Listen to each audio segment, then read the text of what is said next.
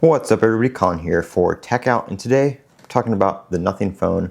This is the Nothing phone 3 specifically.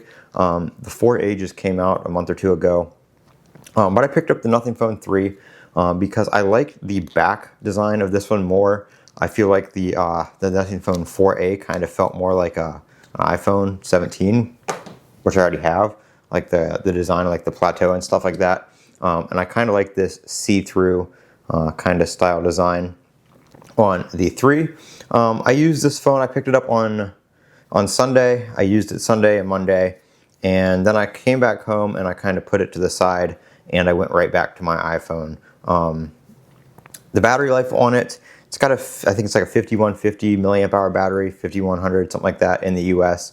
And it just drained faster than any of my devices with smaller batteries. It just did not have the best battery life. I mean, even like midway through the day at work, I was already down to like 70%, which I know isn't like a huge deal, but like in comparison on my iPhone or my Samsung, I mean, I'd be in maybe the 90% range, high 80%. So it was eating through battery pretty quickly. So, you know, I like the device. It's kind of unique, kind of quirky with the design and the glyph interface and stuff like that. I do like the glyph interface. I do find it, I mean, it's somewhat useful. You can display like time, battery, stuff like that. There's a few different downloadable glyph interfaces that you can download. But when I got to that part, they have like they call it the playground, which is just web-based, and you go to download something and it just makes you, it just takes you to the Play Store basically, where third-party developers have glyph interface apps and stuff like that. A lot of them are paid like $2, $5, stuff like that. And I wasn't just gonna start, you know, dropping a few bucks here and a few bucks there and $5 here on random glyph interface apps just to try them out. So I didn't end up really downloading many of them. The one that was free, that I think kind of came on the phone, or it was like Glyph Nexus, I believe is what it was called, had like battery temperature and stuff like that, and some other like utility widgets and stuff like that. It was hit or miss whether it worked or not. Sometimes you would use the little button here to go over to that interface and it was just blank. I couldn't get it to work like 90% of the time.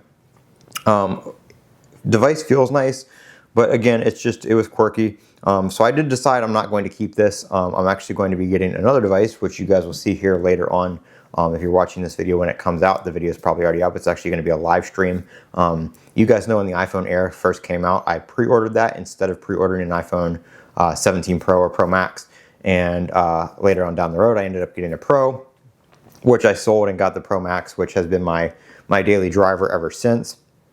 And I'll occasionally swap it out for my Galaxy S26 Ultra, which is currently in for repair. There will be a video on that later on once it gets back. But I've been using the iPhone 17 Pro Max, and really anytime I go to like, you know, something like the Nothing Phone 3 or the Galaxy S26 Ultra, I always find myself going back to the iPhone. So a couple months ago, I picked up a used iPhone Air on eBay for, I think I got it for like $720.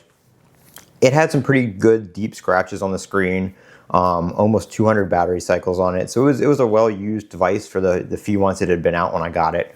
And I ended up actually selling that a couple months after I got it, or a month or two after I got it. And I got basically what I paid for it back out of it. I think I sold it for like $680, $700. So it cost me like 40 or 50 bucks to use at the end of the day for a couple months, make some more videos on. Well, recently here, it's almost Memorial Day weekend here in the United States, and Best Buy has had some sales. They actually have the unlocked iPhone Air available at Best Buy, and they have them for $150, I think, off. It was like $849 instead of $999. So I picked up another brand new iPhone Air. It's my third one. But I really love that phone, and I really love the form factor. So I think with WWDC 26 coming up and iOS 27 about to be in beta, I think having another iPhone is the right way to go.